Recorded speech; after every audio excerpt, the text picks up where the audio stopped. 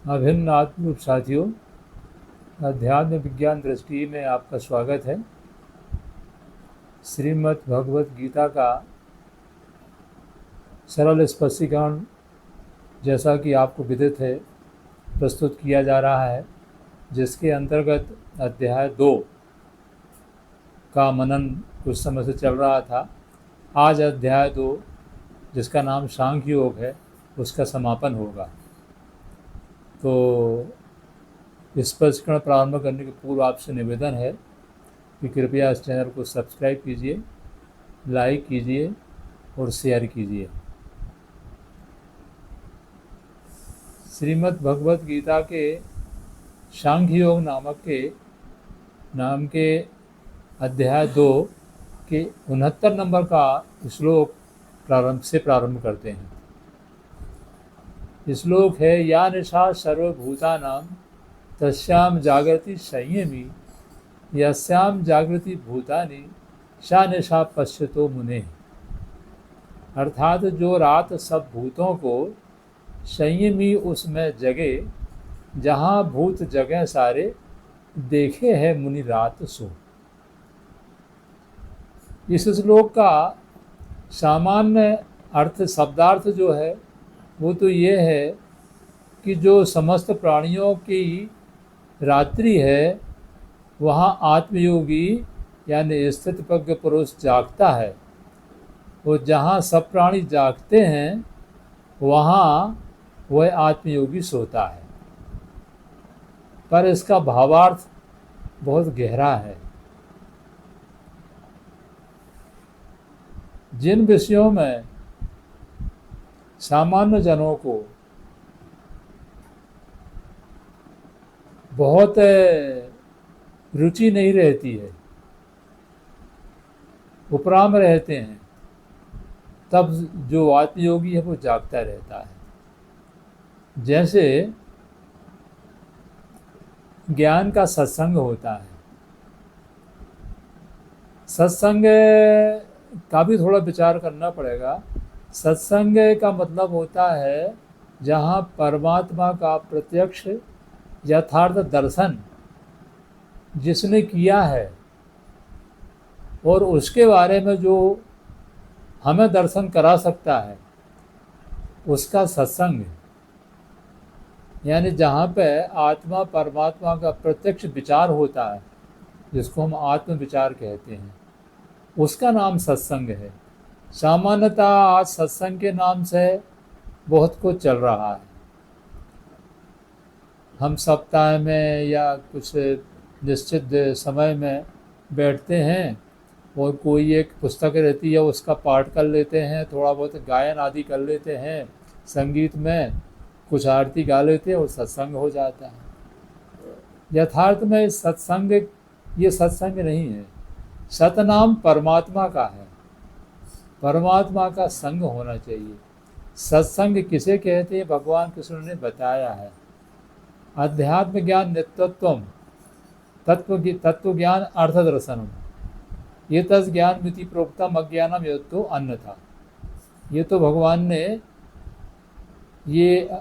उसके बारे में बताया है, अध्यात्म ज्ञान के बारे में। और आगे वो कहते हैं कि तद्विद्धि प्रणिपातेन परिप्रश्नेन सेवया उपदेशयन्ति ते ज्ञानम ज्ञानिना तत्वदर्शिना। तुझे वो ज्ञान देवेंगे ज्ञानी तत्वों के जो लख हैं, दंडोत प्रश्न सेवा से। उनके सामने, कौन के सामने?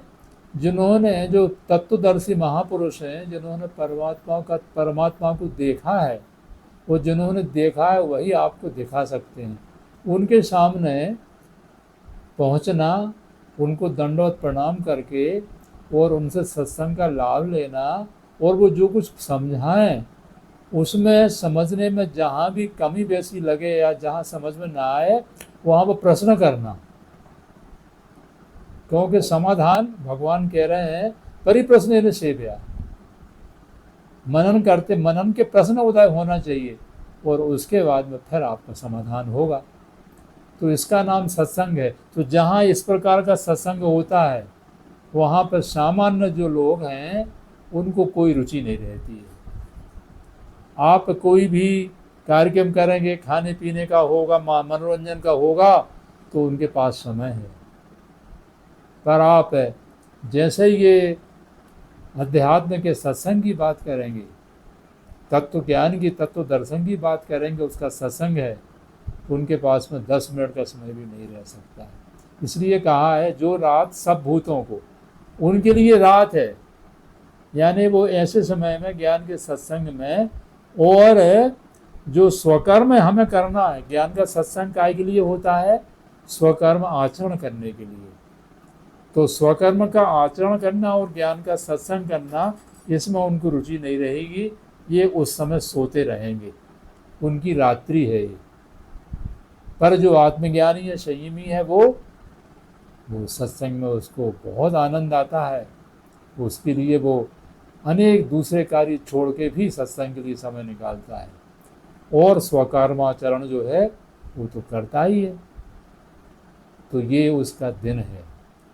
और जो जहाँ भूत जगह सारे देखे हैं मुनिराज सो, जहाँ भूत जगह सारे यानी अन्य मनुष्य, सामान्य मनुष्य जहाँ जगते हैं, कहाँ जगते हैं? जहाँ उनकी रुचि रहती है, वहाँ वो जागृत दिखते हैं। तो जो सतयुग जब था, तो सतयुग में केवल क्या होता था कि सतयुग सब योगी विज्ञानी कर हरि ध्यान तरह सब प्राणी, सब योगी थे, विज्ञानी थे सतयुग में, हरि का ध्यान करते थे। हरि ध्यान का मतलब बैठ के ये आंख बंद करके ध्यान नहीं करते थे। हम जिससे भी व्यवहार कर रहे हैं वह ईश्वर का स्वरूप है, ये ध्यान रखते हुए ये ध्यान उन्हें रहता था। और इस तरह से सब मिलजुल के प्रेम के साथ रहते थे। पर जब विश्व ही परमात्मा ये ज्ञान विस्मृत हुआ, त्रेता का समय आया, जब विश्व ही परमात्मा है ये भूल गए, और ये निश्चय होने लगा कि विश्व में परमात्मा है। तो विश्व में परमात्मा है तो कहाँ है, उसको खोजो। तो ब्रह्मदेव जी आए, ब्रह्मदेव जी ने यज्ञ, दान और तप, ये 3 कर्म जोड़े। देखिए आप, सतयुग से जो गिरावट आई, सतयुग में कोई क्रियात्मक कर्म नहीं होता था, सब ईश्वर का ध्यान रखते थे। जिससे व्यवहार कर रहे हैं वो ईश्वर का स्वरूप है, इस भाव से सारे कार्य होते थे। क्योंकि जब सब में ईश्वर भाव देखेंगे तो फिर ये भ्रष्टाचार, अनाचार, दुष्टाचार, इसके लिए कहाँ स्थान रहेगा? ये सब हो नहीं सकता। बड़ा प्रेम में व्यवहार उस समय होगा। पर जब ये चीज़ छूटने लगी तो ब्रह्मा जी ने यज्ञ, दान, तप, 3 कर्म जोड़े। उसके बाद में फिर कर्म, इनको कर्म कहा, यज्ञ, दान, तप को। इसके बाद में फिर षटकर्म आए, ब्रह्म यज्ञ, देव यज्ञ, मनुष्य यज्ञ, भूत यज्ञ, जप यज्ञ, पितृ यज्ञ, ये 6 यज्ञ आए। इनमें ये हम सब देख रहे हैं, समाज में ये सब चल रहे हैं। ये इसके अलावा और भी आगे जब त्रेता व द्वापर और कलयुग आया तो फिर व्रत और तीर्थाटन, उपवास, ये सब चलने लगे। तो इनमें उसको, आज के सामान्य लोगों को इन चीज़ों में बहुत रुचि है, इसको वो धार्मिक कार्य में समझते हैं। पर जो इस श्लोक में कहा है, जहाँ भूत जगह सारे, सब लोग जिस चीज़ में लगे रहते हैं, तो वो सो देखे है मुनिराज सो, वो इन चीज़ों में उपराम रहता है। क्योंकि उसका ध्यान अपने कर्म की ओर रहता है। हमारे कर्म में कोई चूक नहीं होना चाहिए, और कर्म छल कपट बेईमानी छोड़ के और अपना स्वकर्म का भाव करता है। तो वो उसके लिए ये जो जिन कर्मों में सामान्य लोग जागृत रहते हैं, वो उसमें वो जो संयमी है, जो आत्मयोगी है, वो दूर रहता है, बेउपराम रहता है इनसे। क्योंकि क्रियात्मक कर्म करने के लिए भगवान कृष्ण ने मना किया है। जिन क्रियात्मक कर्मों में हम उलझे हुए हैं, और जो जन्म सिद्ध गुण का कर्म हमें करना है वो हम भूल गए। वास्तव में ये हमको शरीर मिला है, ये एक विशेष गुण प्रधान, सबका एक विशेष गुण रहता है। उस गुण का कर्म हम करते हैं तो उससे हमें भी शांति मिलती है, प्रसन्नता मिलती है, और जिसके लिए करते हैं यानी विश्व रूप के लिए उसको प्रसन्नता मिलती है। तो वो कर्म ठीक है, पर हमें जो मूल रूप से जो काम करना है, जिसके लिए हमने जन्म प्राप्त किया है, उसको छोड़ के हम धर्म के नाम से अनेक प्रकार के कर्म, बेकर्म आदि अन्य कर्म ये सब करते रहते हैं।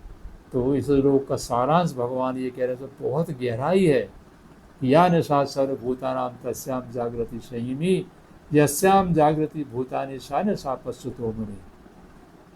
तो वो उसका जो आत्मयोगी है वो उसका विपरीत रहता है, यथार्थ रहता है, इसलिए हमको विपरीत दिखता है। अगला श्लोक है, आपूर्यमाणम अचल प्रतिष्ठम समुद्रमापा प्रविशन्ति यद्वत् तद्वत् कामायम प्रविशन्ति सर्वे सा शांतिम आपनोति ना काम कामी।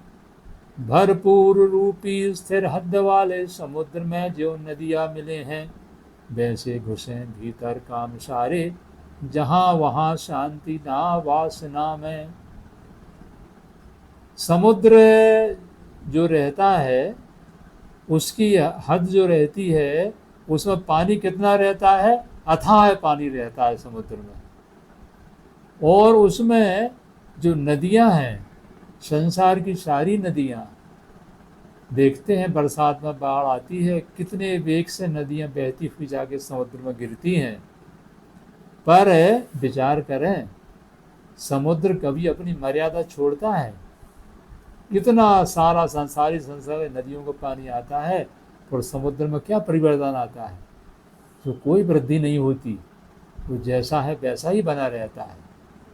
उसी तरह से इस श्लोक के माध्यम से भगवान कृष्ण ये कह रहे हैं कि उसी तरह से जो आत्मयोगी है उसे वैसे घुसे भीतर काम सारे, जहाँ वहाँ शांति ना वासना में।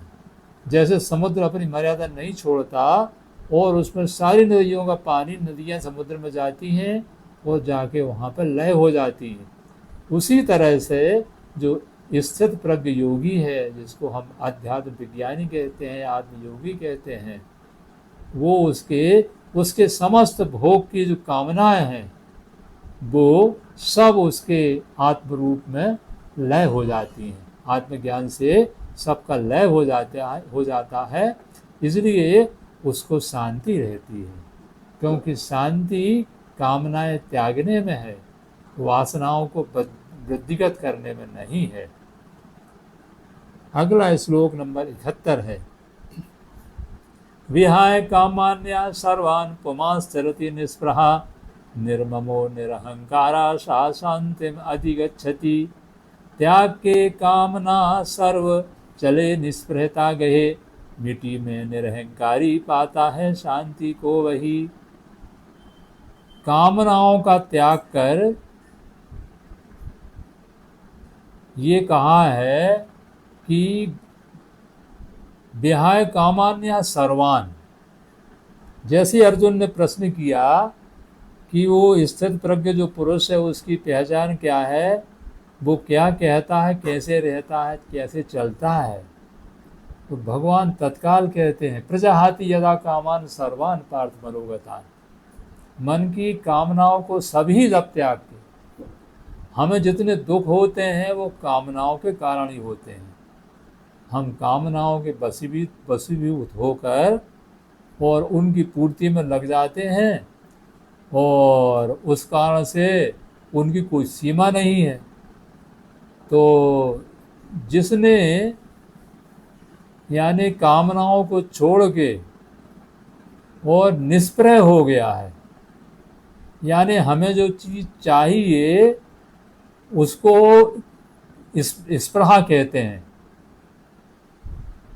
वह छूट गई हमारी, तो हम निष्प्रह हो गए, यानी आसक्ति छूट गई, हमें कुछ चाहिए ही नहीं। तो फिर मिट्टी में निरहंकारी, अहंकार रहित हो जाता है वो। तो जो कामनाएं छोड़ते कि निष्प्रह हो जाता है और उसका अहंकार लय हो जाता है, वो ही शांति को प्राप्त करता है। अहंकार, जो अहंकार रहित हो गया उसको शांति मिल गई, और जिसको शांति मिल गई उसको सुख मिल गया। अंतिम श्लोक है दूसरे अध्याय का 72वां श्लोक है। ऐसा ब्राह्मी स्थिति पार्थ ना ये नाम प्राप्य विमुह्यति स्थित्वा अस्याम अंत काले अपि ब्रह्म निर्माणम रक्षति। ये है ब्रह्म स्थिति पार्थ, मिले मोह रहे नहीं, मिले जो अंत में भी ये ब्रह्म निर्माण ही रहे। जो श्लोक 55 से लेकर 71 तक जो हमने बीच में मनन किया और आज भी किया, उसमें जो वर्णन आया है वो आत्मयोग, जो आत्मयोगारूढ़ हो गया है दिव्य चक्षुवान आत्मयोगी, उसकी अचल स्थिति का वर्णन है। इस भूमिकावान को फिर मोह नहीं रहता, समूल उसका मोह नष्ट हो जाता है। यह शरीर, भगवान कह रहे हैं, यह शरीर छूटने का अंतिम समय आ गया, तब तक भी अगर ये स्थिति प्राप्त हो गई तो वह ब्रह्म निर्माण यानी वह आस्तिक के पद को प्राप्त कर लेता है। फिर उसे ब्रह्म के अलावा अन्य कोई आकार दिखाई नहीं देता, सब जगह ब्रह्म ही ब्रह्म दिखाई देता है। ये ब्रह्मानंद की स्थिति है, और वो स्थिति हम सबको प्राप्त करना है। कोई ऐसा ना सोचें कि कोई अलग से वो विभूतियाँ आती हैं जो इस स्थिति को प्राप्त करती हैं। हम ही भगवान कृष्ण के आज जो गीता में सिद्धांत बताया, जो युक्ति बताई है, जिसका नाम दिव्य चक्षु योग है, जिससे परमात्मा का प्रत्यक्ष यथार्थ दर्शन होता है, और सर्वत्र परमात्मा का दर्शन होने के बाद में फिर हमारा सबको इस भाव से हमारा व्यवहार होने लगता है। तो फिर इस तरह जो प्राप्ति स्थिति, अचल स्थिति और आस्तिक में हमको पहुंचना है, और ज़रूर हम पहुंच सकते हैं। आज इतना ही।